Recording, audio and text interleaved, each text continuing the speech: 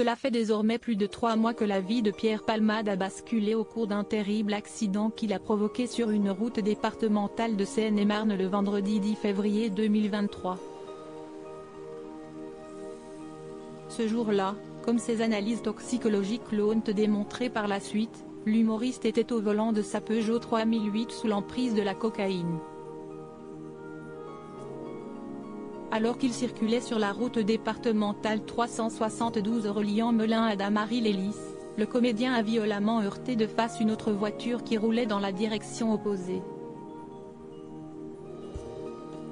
Un troisième véhicule est ensuite venu s'encastrer dans les deux premières voitures déjà accidentées.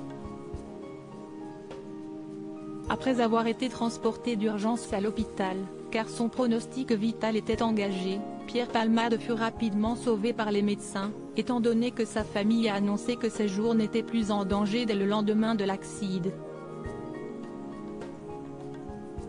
Néanmoins, l'acteur a dû faire face à la justice. Visé par une enquête après que la femme enceinte qui se trouvait au sein de la voiture percutée par l'acteur ait perdu le bébé qu'elle portait suite au choc, Pierre Palmade a été placé sous contrôle judiciaire au sein d'un hôpital, afin de soigner son addiction à la drogue. Par le passé, Pierre Palmade a suivi plusieurs cures de désintoxication, sans succès. Cependant, suite à cet accident, il serait cette fois-ci déterminé à guérir.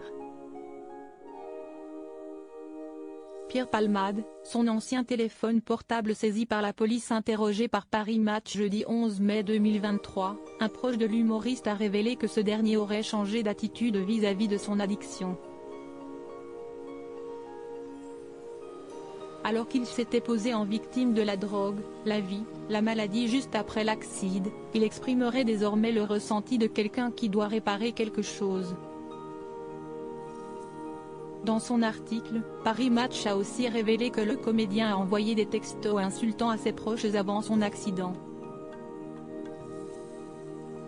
Son ancien téléphone portable, celui qui lui permettait de commander des substances illicites, d'inviter des escort boys chez lui ou d'envoyer des SMS d'insultes à ses proches quand il était dans un état second, a été saisi par la police lors de la perquisition à son domicile de Célie-en-Bière le 12 février, a souligné le magazine.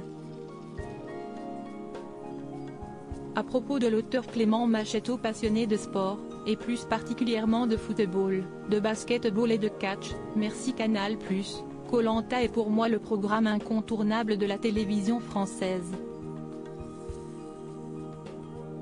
Par le passé, j'étais également un téléspectateur assidu de la Star Academy sur TF1, mais aussi de la trilogie du samedi sur M6. Aujourd'hui le monde des médias n'a plus aucun secret pour moi. Ou presque. Ces derniers articles et Elisabeth II, ce conseil inestimable donné à Sarah Ferguson avant sa mort. Maïtena Biraben millionnaire, ce qu'elle compte faire du jackpot qu'elle va toucher. Gérald Darmanin, rebondissement de taille après la garde à vue de sa nièce et de son ex-amant GE.